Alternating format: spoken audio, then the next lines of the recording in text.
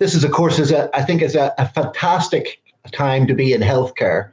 I mean, a really fantastic opportunity now, because everybody's mind is so much more focused on fitness and health and vitality. I mean, if you look out the window here, I mean, everybody's out cycling and running and walking, and I play a lot of tennis, and it's great to be in the healthcare business at the moment, because this is a golden opportunity. A really good opportunity to increase the profile right across the board. And so, Simon, I mean, you've been involved in Harley Street. I mean, I think nearly 40 years now. Oh, over that, since 1985. I first moved in. So and Harley Street would have changed quite a bit since then. Oh yes, it has. No, it has. I mean, when I first moved in, there were only 2 podiatrists in Harley Street, and now there's quite a few.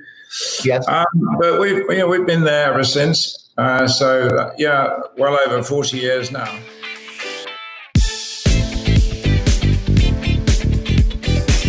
This is the Justin Blake podcast experience for health professionals that mean business. So wherever you are in the world, listen as we discuss everything you need for you and your health business to survive and thrive. Thanks for listening. Hi, everybody. Good afternoon. We just can't get LinkedIn on. Afternoon. My name is Justin Blake, and I've got my good friend and colleague here with us today, Simon Costain. Simon's in lovely sunny London this morning in Harley Street. Simon, how are you? I'm good. Fine, thanks. Good. How's things been in these strange times? Very odd. We've been working through most of it.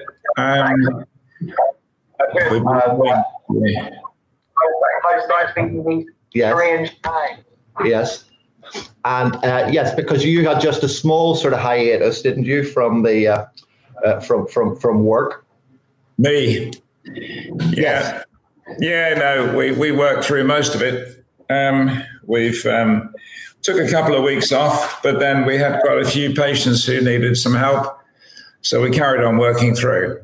And some of those patients were diabetics, and others were athletes and dancers and so on who have problems and need to continue with their job, really. So that's why we carried on. Yeah, I think it's been a very good time for people to start to let me just see this. For people to start to really get on top of injuries that have been niggling for a long time. Talking with Tom Novella, I mean, he was working with a couple of his ballerinas, and there was one, he reckons she'll have extended her career by another 8-10 years, because she was really able to stop dancing, let the injury settle, and then do a lot of rehabilitation. So I think it's been a great opportunity for a lot of people to really get on top of a lot of long-term. And as you know, working with athletes and with high-level people across the years, I mean, the main thing is getting them to stop doing stuff, to allow things to settle, decrease the load. True. Yeah. Well, we look after quite a few of the London dance companies, and one of the challenges for them is to maintain their fitness, of course, in their little flats and so on, because they face challenges of how do they keep fit in their flats and their bed sits. So it's a challenging time for them. But as you say, it's a time when they can actually come to grips with problems, try to identify the cause of the injuries and try to resolve it. But challenging times for the dancing crowd. Yeah, I know a lot of the ballet dancers. I mean, there's been a lot of stuff on social media, a lot of Zoom classes for ballet and for right across the board. I mean, I think this is, of course, a fantastic time to be in healthcare. I mean, a really fantastic opportunity now, because everybody's mind is so much more focused on fitness and health and vitality. I mean, if you look out the window here, I mean, everybody's out cycling and running and walking, and I play a lot of tennis, and it's great to be in the healthcare business at the moment, because this is a golden opportunity. A really good opportunity to increase the profile right across the board. And so, Simon, I mean, you've been involved in Harley Street. I mean, I think nearly 40 years now. over that since 1985. I first moved in. So and Harley Street would have changed quite a bit since then. Oh, yes, it has. No, it has. I mean, when I first moved in, there were only 2 podiatrists in Harley Street, and now there's quite a few. Yes. But we've been there ever since. Well over 40 years now. And what was your work? I mean, did you because why Harley Street? Well, I was working in Northampton for quite a few years. Yeah. And then I worked with David Bell in Maidenhead when I was doing foot and ankle foot surgery. He was one of the leading foot surgeons, wasn't he? He was, yeah. He was the chairman of the Podiatry Association at the time, and he and I ran a practice in Maidenhead. Yeah. And then I ran my own practice in Northampton, and I got quite hooked on non-invasive solutions for foot and leg problems. Because you gave up the podiatric surgery to focus on the muscular.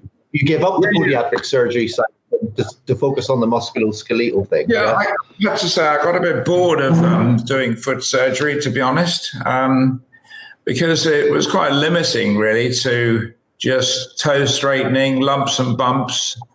And, I found more with surgery we did, the less we were thinking function, So in my view, it's always been to try to identify the mechanism of injury and resolve it non-surgically. And I think we share. Yeah, I did my first surgery exam back in 93 or 94, I think, with Ron McCulloch. I think Ron's gone on to do more. I know Ron well. Ron and together, and I just didn't really, I prefer the musculoskeletal. I prefer the surgery.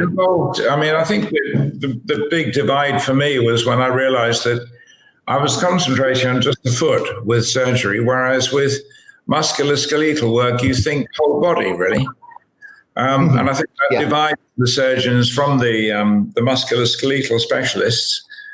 We have to think more holistically, musculoskeletal, whereas when you're focusing on just a procedure surgically, then I'm afraid that's what you concentrate on. So it's what you become very good at. Well, of course, a lot of the podiatrists.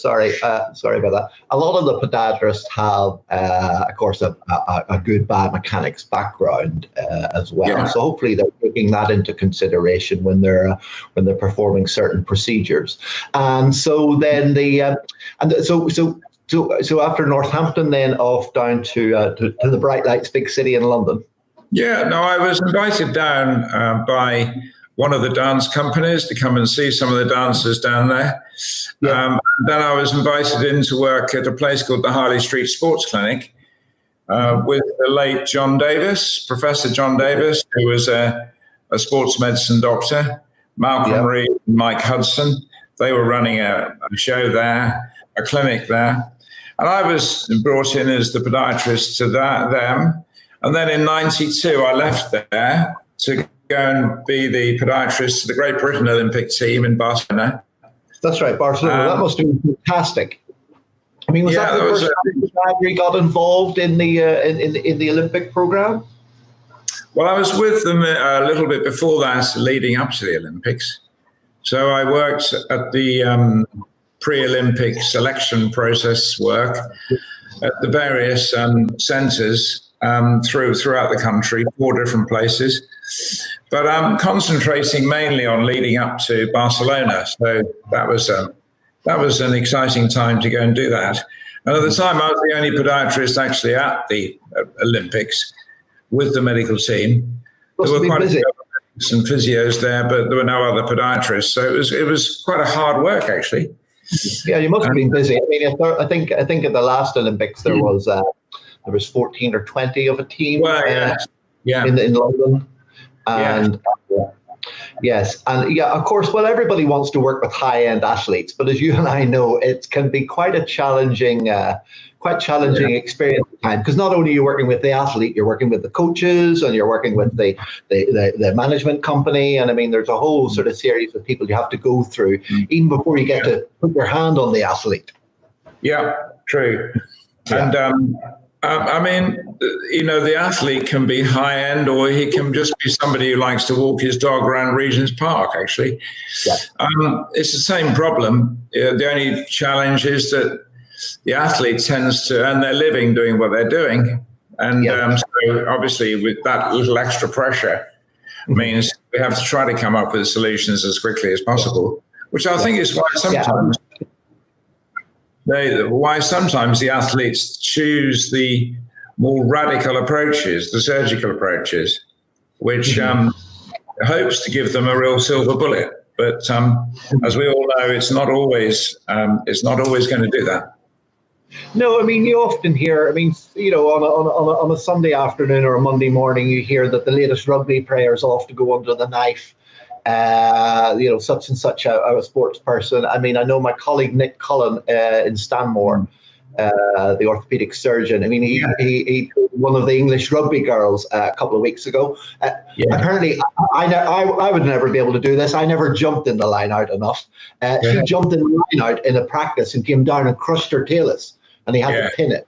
I mean, those are horrid. And so. But I think, I say, hopefully now, anybody who had a long-standing niggling injury, who was, as you and I know, working with these athletes at this level, everybody's always carrying some niggle or some twinge, never 100%. So hopefully this is the time that we will be able to really have rehabbed this property and extend their career. Sorry if there's a bit of noise. The guys have decided to dig up the street while we're on the call outside. They're putting in some new paving and things. But No, when we started work in '85, there were really only one or two people interested in sports medicine. There was the JPR Williams, the John Williams from Wexham Park Hospital, Barbara Ansell we worked with. And really, there were only one or two orthopedic surgeons who at the time were specializing in feet, because feet were at the lower end of the. I've got an interesting Harley Street story about one of those guys who were leading light in the. Apparently, when he with his Rolls Royce, because he liked to have a drink in the evenings, he would dress as the chauffeur and put his wife in the back and drive home from the roller from Harley Street in the uniform, so he wouldn't get stopped by the police. I can tell you who that was later on. A leading light in Stanmore, the godfather of foot and ankle surgery. You know who I'm talking about. I do. Yeah, I do.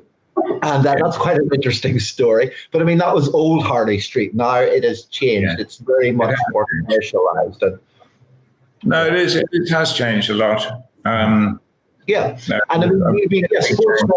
Sports medicine has really taken off. I mean, of course, the technology that they're using now with the stat sports tracking and all the sort of prehab and rehab and everything. Let me just close this window a second till these guys are getting very noisy.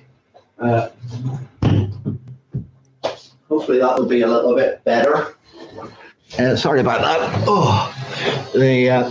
So, yes, I mean, now the athletes are, well, of course, sometimes it's difficult to know where to start. I mean, I know where to start, but they're getting looked after so much more. And I mean, of course, they're competing at such a higher level now as well. I think the diagnostics have improved exponentially over the years, so that really we can now see things, we see pathology much more easily. We can actually identify where the problem is using a number of different scanning systems, CT, MRI, ultrasound, and now we can identify the pathology. And the dynamic assessment of the way that feet, legs, backs work has always fascinated me. And it was my cousin who, I'll tell you this story, you've told me one, I'll tell you another story. He came in to watch me working on an athlete, And he happens to be a racehorse vet. And said, he said he watched me treat an athlete with an Achilles tendon problem, and then and a plantar fasciitis pain. And then after the patient had left, he said to me, I'm really glad to see medicine at last catching up with veterinary. He said, you're only about 50 years behind, but there again, he said, your client's not very valuable.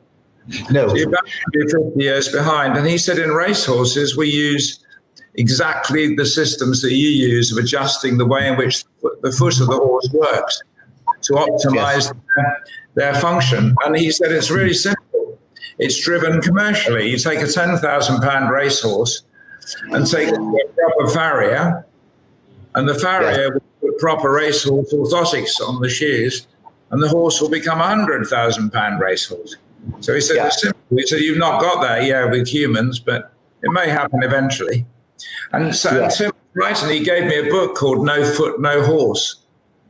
And that was one of the reasons whenever I gave lectures to any group of medics or non-medics and they asked for reference books, I gave them the reference book of the equine vets, which is No Foot, No Horse, because it explains everything that we do, but in equine terms.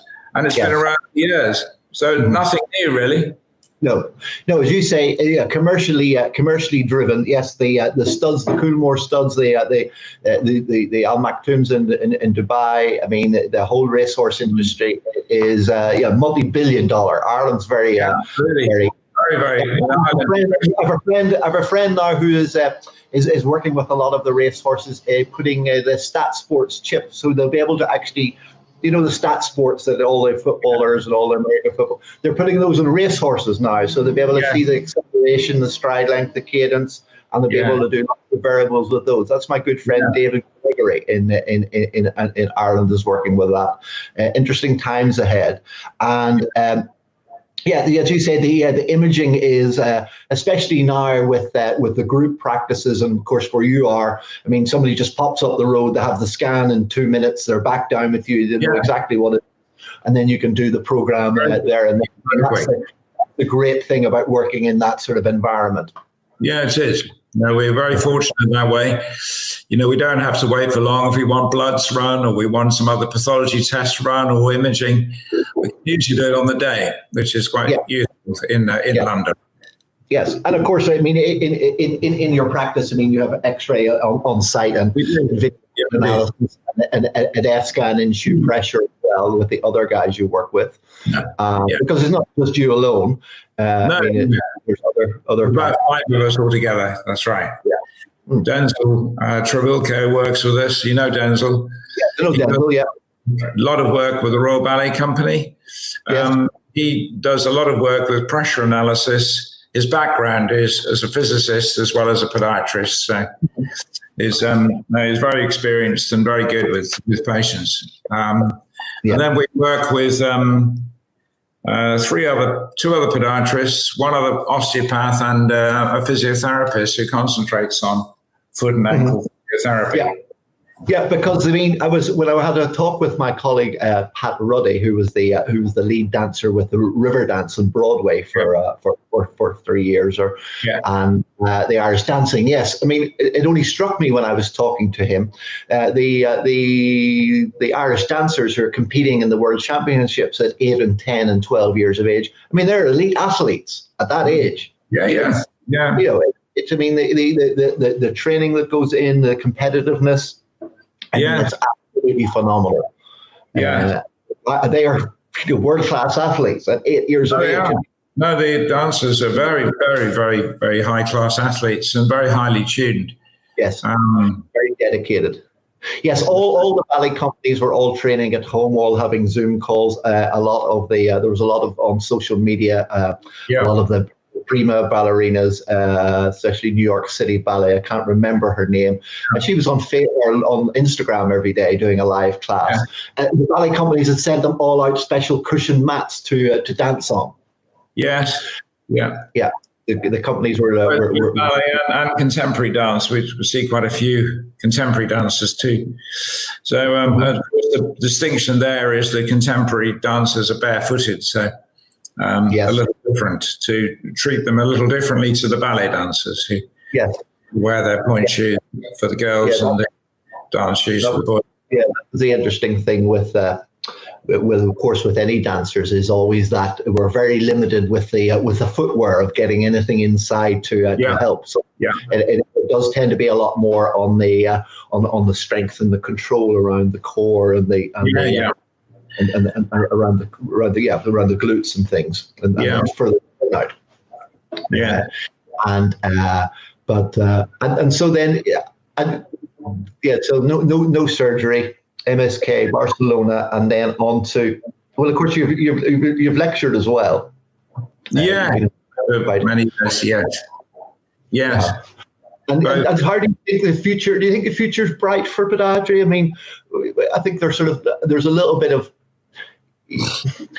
Well, see, I don't understand. Of course, I mean, you probably don't spend any time looking at any of these, but there's a lot of Facebook groups and a lot of podiatrists on different chat rooms, and I mean, I don't know whether they're all worried about their practices and worried about things. I mean, you and I, when we worked in London, we never had an issue with fees, Simon, and we never had an issue how to charge properly. People are concerned now. Of course, there's the triple lock of people don't want to come out. You have to spend more time with patients because of the PPE and social distancing and all those sort of things. But people are very reticent about putting up prices and charging a fair fee. And that's never been an issue in Harley Street, has it? Well, no. I mean, we in Harley Street, we, like anywhere else, we have to charge a fee that represents the amount of costs to run the practice, and renting buildings, running the service charges, paying staff, London waiting and so on is always more expensive than it was in Northampton. So obviously the fee structure has to reflect that. But we also have concentrated as well on being a specialist podiatry unit in London, concentrating mainly on the non-surgical work, which has involved us in a lot of investments on equipment, which had we run a standard podiatry practice, we wouldn't have had to invest in. And that equipment has to be replaced, and so inevitably, the costs have to be higher. But I mean this has been the constant thing that I've been talking about on our business evening chats and all the CPD that we've been doing, which has been fantastic for everybody over the lockdown period. You have to charge just slightly more, because ethically you need to, because you needed to invest in yourself and then invest in your practice and your family, so you can then take more care of patients better. I mean, it's a no-brainer, but I don't understand where colleagues, I just don't think they value themselves enough. No, I think that, well, one of my colleagues is an orthopedic surgeon, and he is a very good foot and ankle orthopedic surgeon. And his approach with patients who challenge him on his fee structure is quite simple. He said, look, I do charge more for what I do, but then I do a lot of it and I'm hoping I'm good. I can find you someone cheaper if you wish. Yes. It's up to you. And his view has always been, well, I'm happy to concentrate on the area I'm good at. If someone goes to see him about a knee problem, he'll refer them to someone else, because he thinks it's much better to go and see someone who's good at knees. He said, although I could do a knee, I wouldn't do it as well as my colleague. So he said, you and I have both had hips replaced. I think you've had both done. I've had one. Yeah. Very good. Absolutely fantastic. Very, very good hip replacements. Highly recommend them. Most highly recommend them. Tennis, back sailing. It's fantastic. You know it, don't you? Yeah. And sailing then, of course, when we both sail, we both sailed a bit. Yeah. We are.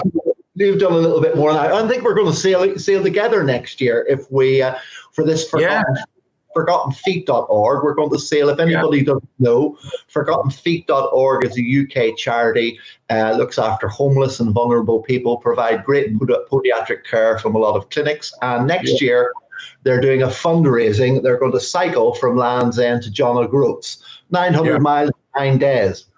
Okay, Simon and I realized that it's probably easier to sail with a fair wind We will be there in 4 or 5 days. So we're in the process of getting sponsorship, and that should be awesome. And there's a lot of interest from the from colleagues both here in the UK and Ireland, and also overseas as well. So hopefully, with COVID being over, I think it's May the 7th next year. We're going to be casting on. It should be good. Yeah. No, sailing. I've done a lot of sailing over the years. I've done some dinghy sailing, quite a lot of dinghy sailing. Started off sailing enterprises, and then I went to 505s, and then I sailed a laser SB3, which has now become an SB20 sports boat. You were first in the class around the island race. Around the island, yes. How long was that taking an SB? Now, probably about 7 hours, I think. Okay. But then I started to get interested in inshore racing.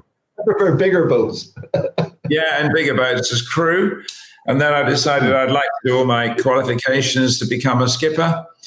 And in 1985, I'd completed my Yachtmaster Ocean commercial ticket. So then I took a trip across the Atlantic with an old sailing mate of mine called Tom Cunliffe, who writes a lot in magazines. World. Tom's a good long-term friend of mine, and he wanted some help from the Caribbean in his gaff cutter called Herta. So we sailed back from Antigua, from Anguilla, in fact, after we'd sailed around the Caribbean for 2 or 3 months. And it was quite a pivotal point for me in my career, because I decided I was going to either continue with surgery or do something different. And it was that trip that made me decide I wanted to leave surgery, having done 12 years of it, really. Okay. And I wanted to move into the musculoskeletal field. Okay. So I was offered a job in Bermuda in the sports work, but didn't take that one up. It's a fantastic place. The sailing's phenomenal. I have a colleague, Philip Mann, who spent about 8 years out there. Philip's now in the south of Spain. He loved Bermuda. Yeah. It's absolutely fantastic, absolutely glorious weather, and the sailing's superb. Yeah. And my colleague Sean McCarter, who I sailed one of the clipper legs with, he's just actually had to come. He just had to come back from Antigua, had to sail back, and he ended up sailing back with his 6-month-old son. They couldn't get any flight to get him and his wife back, so they sailed back to Palma. Sean and his wife, funny enough, Sean's wife can get me on a J class. Oh yes, how lovely! So there's a couple down in Mallorca at the moment, so we may pop down in a couple of weeks. Even just to get to walk on one would be phenomenal. But of course, I'll be trying to get a sail on it as well. Yeah, wonderful experience. And I've sailed across the Atlantic and back 3 or 4 times now, and I've enjoyed every time I've done it. And I've been sailing all sorts of boats. I think my this next boat that I'll have is probably my 11th or 12th boat that I've had. So the last one I had was a Class 40 race boat, and then the previous one to that was an X50 sailing Danish-built boat. Lovely boat. One of the cross the Atlantics was in a classic boat, wasn't it? Yes, it was, in a boat called Chloe May, which was a Percy Dalton designed gaff cutter. She was 40 feet long. Lovely, good fun. We had a wood-burning stove on that boat. Great fun. Not that we needed it in the Caribbean. Atlantic for the Caribbean, no. Well, maybe chilly evenings, perhaps. Although today's great in the summer, weather's really picked up. And I mean, I think you saw my sailing video from the weekend. I was out sailing, didn't have enough wind. Yeah, I saw that, yeah. We had a bit of good fun in the 15. Yeah, flying 15s are really good fun. We have good fleet here in Carlingford in the East Coast in Laos. Yeah, fantastic. In Dublin, we've got a fleet of about sort of 10 or 12. Yeah. Maybe get 8 or 10 out on a weekend. I think we're going out tomorrow evening. The tides are right, yeah. Tides are right tomorrow evening. So it's great. And they're really good fun, especially when you get a bit of a blow. And of course, there's lots of kids sailing going on at the moment, and things that say that the weather's now picked up, and but yeah, no, next year Forgotten Feet should be fantastic. We'll bring you to Cardiff. It's although I haven't done much on the west coast of Scotland, so I wouldn't mind stopping off there. Sure. Got to give the cyclists a chance to catch up, of course. And then one of them didn't realise. He was like, "What are you going to do with the boat in Scotland?" And I was like, "Well, of course we can't just pack it up through to the car. We're going to sail it back down again." So yeah, absolutely. I think a couple are quite keen to cycle up and then sail back. Yeah, that could be quite a good. Quite a good. So if anybody wants to know anything more about that, you can find details at forgottenfeet.org or contact me on the usual channels. So yeah, the future's bright for. Well, again, is the future bright for podiatry? I think a lot of the SADI are struggling maybe a little bit to attract and keep or retain the students. Yeah, it seems like there's a talk within the profession that there's going to be difficult times ahead to recruiting people to do podiatry. But as you and I know, there's an awful lot of work in looking after the mobility of humans, really, and podiatry performs a very, very pivotal role. I think with any profession, if you concentrate on one area of it, become good at it, then there's always be a job for you. I mean, I think the thing is as well, I mean, I've had 4 or 5 careers within the podiatry career that I've had as well. I mean, podiatry is fantastic for that. It gives so much opportunities to do, whether you want high-end athletes or musculoskeletal surgery, pediatrics, diabetic foot care, routine. I mean, there's a whole sort of series of within podiatry that you can specialize in. So that's just great. I think certainly compared to a lot of some other professions that are out there. Of course, it's what you make of it. It is what you make of it. And I think that if you concentrate just on treating the foot without respecting the fact that the foot relates so much to other areas of the body, like knees, hips, and backs, I would say that very few of the patients who are referred to us now are actually referred specifically for foot problems. A lot of patients are referred to us for hip pain or knee pain. Trochanteric bursitis being a very, very big area of work we do now. So pain on the outside of the hips, knee pain, leg pain, back pain, ankle pain. And the foot is a delight. There's a song goes, Simon. And I mean, certainly fully integrated body biomechanics. That's where it's at. Well, it's, you cannot, when I've taught biomechanics, the work we do in gait analysis, I've taught at the London Hospital Medical School for quite a long while with the doctors there. And most of their comments are the same. They say, gosh, if only we were taught functional anatomy like this, we would understand how the body works. We would understand that a foot problem can create a knee problem. But of course, we know medicine still, in some respects, is in the dark ages when it comes to identifying the pathomechanics surrounding knee pain. And they forget that a left sore knee can be created by a malfunctioning right foot or a left foot. Yeah. But I mean, as we said, we both had hip surgeries or hip replacements. Yeah. I mean, that's just started off as a misalignment and faulty mechanics repetitively over 30, 40 years that has just worn out the joint. I mean, that's all the osteoarthritic problems are misalignment. If you haven't had a trauma or injury to it, it's all related to your biomechanics. And I mean, I remember Ray Anthony one time telling us about, he luckily saw a girl about 2 days before she was due for bilateral femoral derotation surgery at about age of 14. Some nutcase was going to cut her femurs and derotate them. Ray put her in. Do you remember those little Cobra? What's the name of those little Cobra jelly pink things that he used to sell? I used to use those all the time. Anyway, Ray put this girl in, got a phone call the next day to say the bloody pain had disappeared within 24, 48 hours, and she'd cancelled the surgery. something as simple as a rear foot post that saved that lady from going under the knife. You know, I mean, we've had similar examples. The younger surgeons now, especially shoulder guys, foot and ankle guys, I mean, they don't want to do surgery now unless they absolutely have to. Yeah, they don't know. Yeah, it's Matt, our colleague Matt Shanahan in Back to Horses and Humans. Matt's done one of the leading courses in Australia in terms of putting shoes on horses.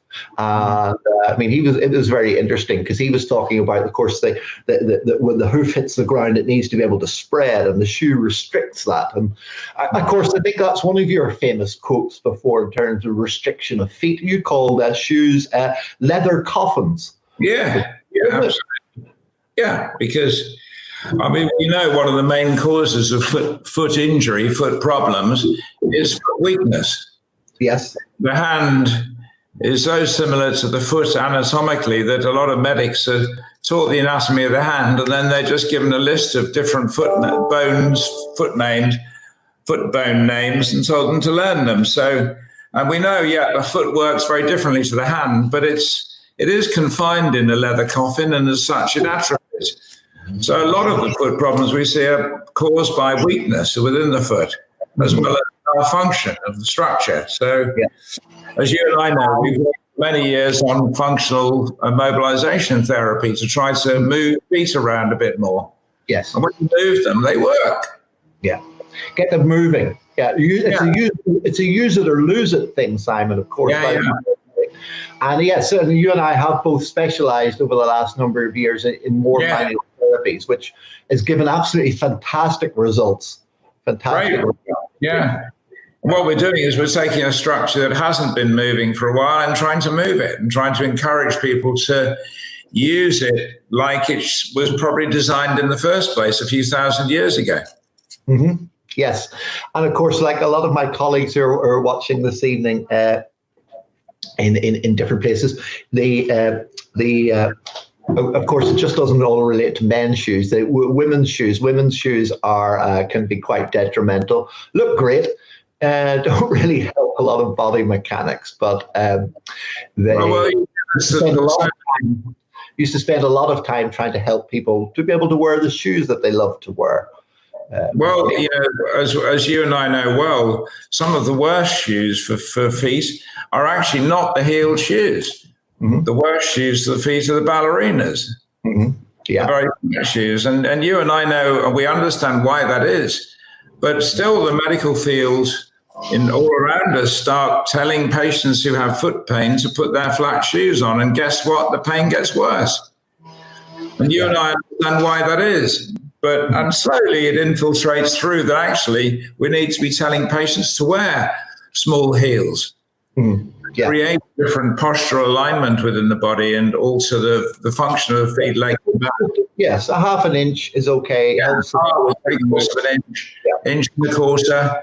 Yeah, not 6 inches all the time, but the worst getting above 3 or 4 inches, it can be a little bit of a problem. But we know how the ladies love their shoes. Yeah, I've got some colleagues in Hong Kong who are watching now who, yes, if we had to restrict their footwear, there would be a revolution. So. It's. I think every lady knows that a certain shoe goes with a certain outfit. Yes. And they've got to wear a certain type of shoe with a certain outfit. Now, most of the time, they'll be wearing those shoes for a limited period. Mm-hmm. They won't be wearing them all day. Yeah. So most ladies would wear a 3/4 of an inch and a quarter heel for the day. But if they want to go out in the evening for a nice 3-inch heel to the opera house, then why not? They're not going to kill themselves in 2 or 3 hours. They're not doing much in that time. But what they will do is they will have problems mechanically if they wear their ballerinas to the opera house. Yes, well, especially if they're on point for 6, 8, 10 hours a day. It's a different ballgame. But I always say it's the only time that mother was wrong was when she told you you've got foot problems, so therefore take those heels off and put flat shoes on. That's my view. Is that that's the only time she was ever wrong. Well, what about don't don't wear ankle boots. You'll get weak ankles. Well, exactly. Another one, you see. And yet I am with you that actually if someone were to wear a stiletto shoe, you can only wear a stiletto shoe if your ankles are quite strong. Otherwise, you fall over and sprain all the time. And of course, yes. Well, of course, I think that I don't know whether you saw our talk with Bob Kidd about talus structure and alignment, and a recurring theme. Yeah, ankle sprains are. I think are one of the most detrimental, have a long-term sequelae of effects on the foot. That whole talus ankle complex. Astragalus, the center of the universe, get it properly. Yeah. That really, just a very inconspicuous ankle sprain in a teenage years or something like that can have a whole knock-on effect further on down. Yeah. It's a new posture check brands is being used to call me teapot. The posture is shit. Sorry, I'm just getting a couple of questions in from and online. Sorry about that. And yes, it has a whole knock-on effect. And I mean, I think it's very, very undertreated. I think we undertreat patients a lot in clinics. I don't know what that is, whether that's the sort of the basic training is to get us up to speed to work in an NHS environment where, I think. Well, the main difference, Justin, between how we work nowadays and how we were probably taught to work is, and a lot of people are still taught to work, is wait for something to go wrong and then try to put it right. Yeah. Whereas a lot of the time we work on preventative, prophylactic work. Yeah. So when someone has a sore something on the foot, we treat it. But then our duty as podiatrists, and I think it is for the rest of the medical field, is to make people aware that mechanically, with that particular problem that brought you to us is only the tip of the iceberg, and we need to treat the mechanism which created it. Because if you don't treat the mechanism, it will create other problems as well. Yes. So that's changed a lot over the years. We used to wait for something to go wrong, put it right, and then people came back when it went wrong again. Yeah, I mean, that's the great thing about working with as you say, dance groups and companies and ballet companies and sports teams, is you're there and prehabilitation, prehab now. I think so. Irrespective of who we treat, it's the same for anyone, even if it's dear old Mrs. Smith who walks down the road with her little poodle. Yeah. If she keeps coming back just for the problem for which she came in the first place, and we don't alert ourselves to the fact that she's walking with a leg length difference or a knee problem or hip problem or back problem, we only treat the foot problem. We're just treating the tip of the iceberg. So it doesn't have to be the elite athlete. It can be an everyday person, really. Yeah. It's everybody who wants to keep active and mobile. That's what people do. Keep active and mobile, keep their independence and their mobility, their ability to keep up with their friends, to take part in the community that they want to do. I mean, most people don't come. Of course, most people don't come with a. They come with a pain problem, but of course, it's what it's restricting them from doing. They're worried about active, mobile. They're worried about surgery. They're worried about they're going to lose independence and mobility. All those things are affected. One of the things I've got on my wall of my surgery is something that draws everyone's attention is the Ministry of Silly Walks. Yeah. So John Cleese is a patient, has been a patient for a few years. Yes. He very kindly, when he came in for treatment for a knee problem, I asked him how he was getting on about a year and a half into treatment. And he said, well, I think this answers the question.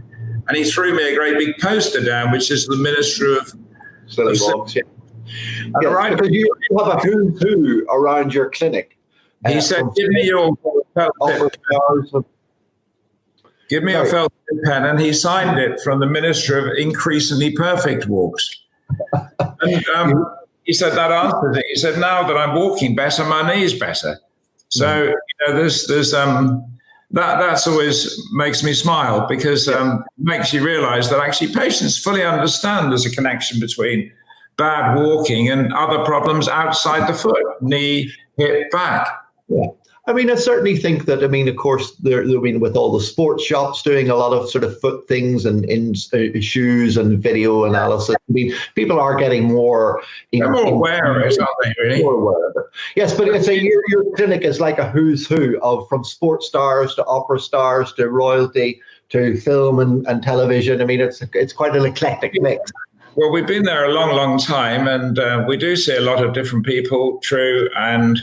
no, we do, and we're very grateful to those people to come in. Yes, but and of course you have a lot of with Harley Street as well. You have a lot of Middle Eastern clients from the UAE. Yeah, we do sometimes, especially this time of year when we're getting away from the heat of the summer. Yes, but obviously it comes with different challenges because they tend to wear sandals a lot of the time. Yes, so, every group of people is a little different. But at the end of the day, the problem's the same, no matter who they belong to, really. Yeah, that was the point of Tom Novella, whether it's a prima ballerina or, as you say, the lady who wants to walk around, walk up the street and just with the dog for a couple of minutes a day. The same thing applies to everyone. It makes no difference. If someone's in pain, they walk badly. And sometimes if they walk badly, they cause pain. So it doesn't matter who they are. It just happens to be we see quite a few people there because of where we're based. Mm-hmm. But, it would be exactly the same methods of treatment, whether I worked in Northampton, whether I worked in London, really. Yeah. Yeah. Feet around the world. Yeah. That's what I've found. Profession, I think it's, I think there's great hope for the profession itself. But as you know as well as I, you get as much out of something as you put into it. So if you put a huge amount of effort into your profession, you get a lot out of it. Okay.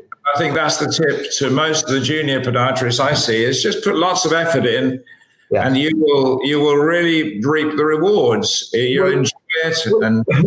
But also I think you should do, which I didn't do when I worked in London, which is come along and see somebody like yourself. We all don't bite. I did shadow with a couple of other colleagues before. And I've been lucky enough in Ireland to be part of the university placement student program and getting those students early. But, everybody won't bite. I think that's the main thing.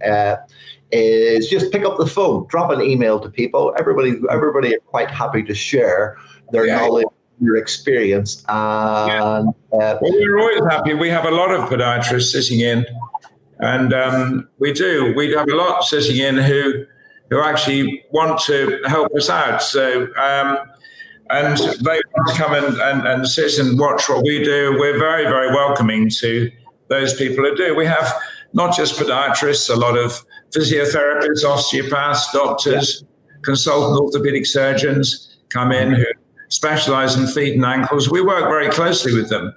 Yes. And I hold them in very high esteem now. When I first started, there were only 2 known foot and ankle surgeons. And now we have a huge number of foot and ankle surgeons, orthopedic surgeons who are very good.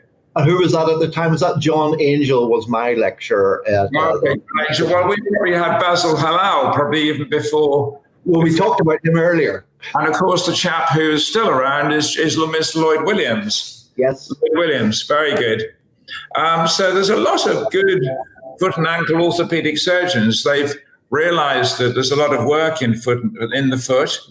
And they've now become very, very good at foot and ankle surgery, the orthopedic surgeons, whereas in the past, a lot of orthopedic surgeons tended to delegate the footwork to their juniors. Mm-hmm. So they've realized now to the end of the list. And, got up, not a botched job, but, certainly with the leading surgeons like Simon Moyes, like Nick Cullen, like all those other guys there. Yes, they are, those are the guys that are top of their field. Of course, the really interesting thing in orthopedics that we're going to speak with Nick about in a week or two is the whole biologics and stem cells and, 3D printing bones. And, I think that's all good. 120, Simon. I'm involved with some MDC, so we're multidisciplinary team clinics where there's usually 7 or 8 orthopedic surgeons who specialize in feet and ankles. There's a load of physios. There's myself with 1 or 2 other podiatrists and osteopaths. And we see one or two patients with all of us there. And no, I mean, the whole world of 3D printing, the stem cell regeneration, the articular cartilage regeneration techniques are all coming along. But at the end of the day, we still all want to, if we can, keep patients away from surgery, no matter what surgery it is, really. Well, that's it. I mean, as we talked about, it's all mechanically related and a component in it. So if we can catch things early enough, and again, do a full integrated between the orthopods and the rehab therapists and the podiatrists and the physios as well, and really focus on the root cause of the problem, as you say, rather than just patching it up until pushing the next issue somewhere else. And of course, that used to happen a lot of times with orthotics. And when we're all putting orthotics in, it was blocking function. Was it giving problems later on? Perhaps it was. Well, I still believe very wholeheartedly in the use of orthotics. I think they're a fantastic tool. I use a lot of them and find them very, very good. But, like anything in life, there's good, bad, and indifferent ones. And, we as podiatrists who use them a lot have to be selective about what is best for the individual patient. So I think that you have an in-house lab that you can fine tune to, and I mean that's a fantastic to be able to have. I had that when I was in Covent Garden as well. Nothing better than be able just to adjust rather than having to wait for the lab. So you can find adjustments, don't they? So yeah, I mean, that's one thing people have to realise is that the orthotic, when you issue the orthotic, is not the final product. You have to adjust it and readjust it and readjust it. Yeah. Till eventually, that was always my question too when I met with colleagues. Sometimes who'd done the weekend courses in biomechanics and orthotics. Yeah. My question always was, just how many do you have to adjust? And one guy told me in 6 years, will you hear this? Not one would come back. I was like, really? I've been doing this for 20, 30 years, and I have to adjust maybe one in every 6 pairs, little tweaks. More than that. I mean, this guy was like, do you know what that means? Patients never bloody came back. They went somewhere else to get it fixed. Just a very small little adjustment can make a huge difference, but fine-tuning. 90% need adjustment, really, for me. Yeah. It's a little tweak here and there. I mean, I can't wait. Next year, I hope to go and do some ski alignment and ski orthotics and do that all in Val d'Isere with my colleague Bernard.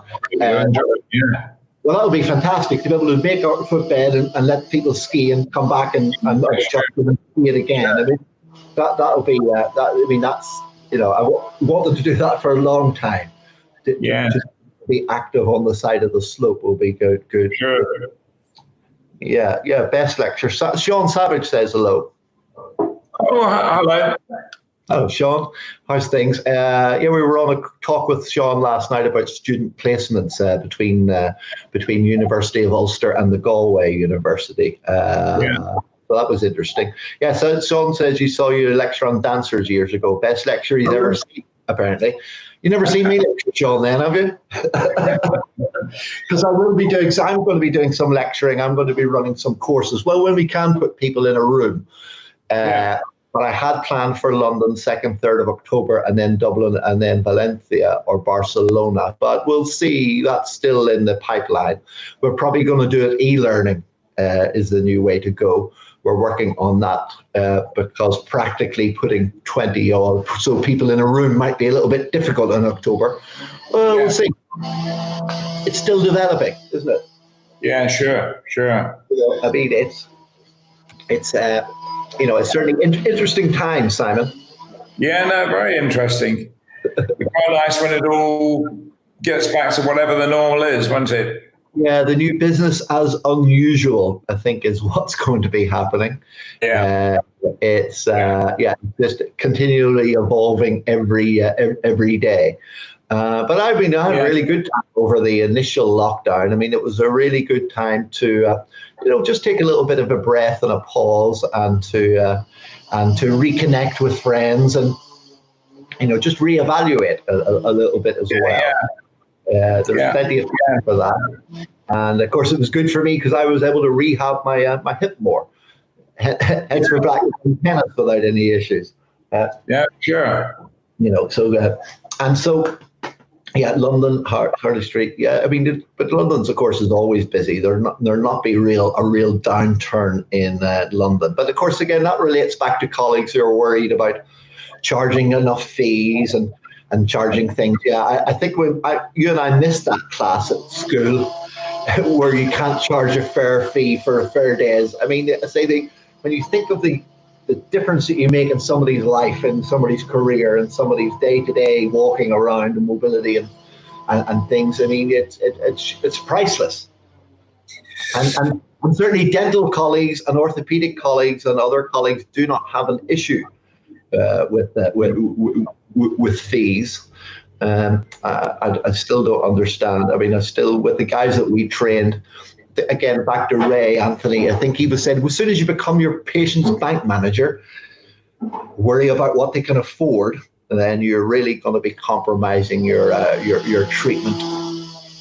So I think we all have to. I think we all have some patients who can't afford some things at times, and we're all tuned into that. And if someone says, "Look, I really like this treatment, but I can't afford it," then we all of us try our best to help that patient out of the problem in a cheaper way if we possibly can. Yes. But we don't know, do we? Sometimes we have to hope that the treatment that we offer them works, and as such, running a little pilot study with a temporary orthotic or some temporary mobilization to see if we're improving things is something we're all used to doing. So it's all a case of trying to keep the channels of conversation going between the patient and us, and providing we can provide the results for them and they can see there's some improvement, they're happy to invest in it.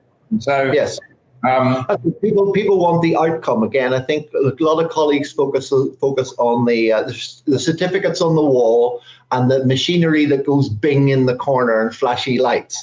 Patients don't really care about. Patients really don't care about that. They want the outcome. They want to be able to go to their daughter's wedding, dance the night away in their Jimmy Choos. That's what they're there for. They want to get back to the high level. They're not there because of your certificate. They're there because you're the leading expert who can help them on their journey. Yeah, I think what they want to see, to be frank, is that you're putting your maximum amount of effort in. Mm-hmm. And I think if you can do your best and you can do no more, then that's all you can do. What you can't do is ever guarantee a result. None of us can do that. So, we can only ever do our best. And if we do our best and it helps people, then, it's a fantastically satisfying profession, really. Yes. And it's, do the best. I mean, we did do some pro bono work for certain groups. But I do find that, we've always found that, the person who's price shopping you, I got myself in trouble a few weeks ago with my language. The person who's price shopping you, who's, I can get it $5 down the road. Well, you can mate. Off you go. As you say, here's a list of alternatives which are cheaper. Yeah. Nobody wants to be cheap. That's fine. I didn't do a deal with my orthopedic surgeon on my hip replacement. No. I didn't even ask him the price. I didn't care. He was the leading guy. I got recommended. He was going to fix my life. Well, I was lucky I had health insurance to pay for it. Of course, we were lucky with that in London, that a lot of patients are supported by health insurance, which of course then can be very restricting as well, because the health insurance companies don't want to pay out, do they? No, so health insurance cover doesn't usually cover most of the podiatry work we do. Yeah. So patients have to accept that they will have to pay a proportion of it. Yeah. Some obtain some reimbursements, but most of the health insurance companies only pay a small proportion. Yes. So a lot of patients have to pay for themselves, they find that's useful sometimes, but Yes, I've got a lot of colleagues in London and also in the States again that we're talking with, a lot of podiatry colleagues. And yes, they want to get out of network. They want to transition to more cash pay plans for their practices. And we've managed to help a couple of practices in the UK and in the States do that. Because yes, I know my colleague Wayne Edwards there in Aldwych and on Harley Street as well. Yeah. He was telling me about Nuffield now. I mean, you'll send in your plan for the patient. You want to see them 8 times, and Nuffield will say, no, you can only see them 3. I mean, and then don't want to pay and take months. So they've been able to transition away from maybe a 55% reliance on health insurance down now to about a 15 or 20%, and we've helped them do that quite successfully. It doesn't mean you have to see less patients or work harder. Just means you get a proper fee to insurance companies, and that will continue to happen as well now with insurance companies. So yeah, anybody wants to know how to transition, from network to more cash pay clinics, then let us know. We can help you with that, because I understand the costs of healthcare go up quite a bit, but again, are they really aware of that full integrated mechanical intervention now can stop a problem from 5, 10, 15 years needing a more complex procedures? I mean, I think they're looking very short term, aren't they? Yeah, I think so. No, I think at the end of the day, the health insurance companies will cover some of the work, but on the whole, I would say that, a lot of the time they don't cover what we do. So patients have to be prepared to pay for it. I think it's quite short-sighted, because, a stitch in time now will prevent a hip replacement later on, or a back surgery, or, pain. Yeah. So I think you have to go, Simon, quite soon, don't you? You've got a busy clinic this afternoon.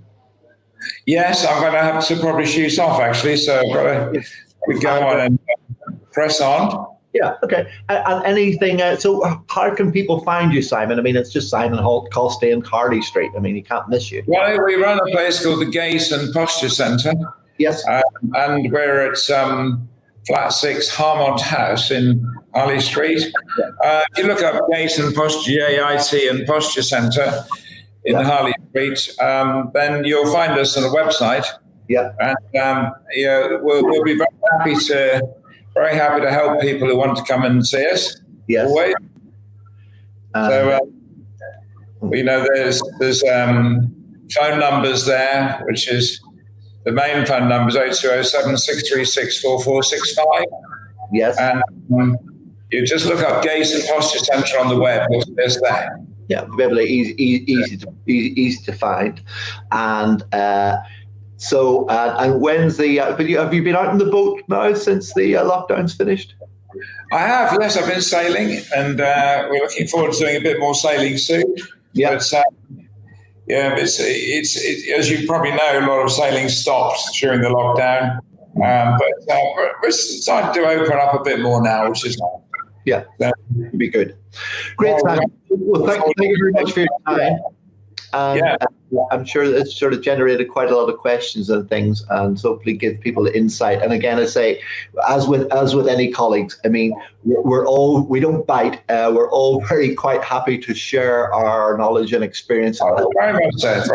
Very happy, and I'm happy to have any podiatrists into the practice who want to come and sit and look at what we do. Of course, as you know. Yeah, and I do here in Ireland as well, even though I don't practice. Yeah, good. They can come and shadow one of my colleagues, especially because we really specialize in the manual foot mobilization therapy. Yeah, you do. Yeah. So Simon, thank you very much. Well, it's lovely to chat. So bye everybody. I think that's it for last live for this week. It's only Tuesday though. I'll be live tomorrow morning, my usual business chat at 7 a.m. With Celia and with Kate and with Dave James. So until then, we'll see you then. All the best.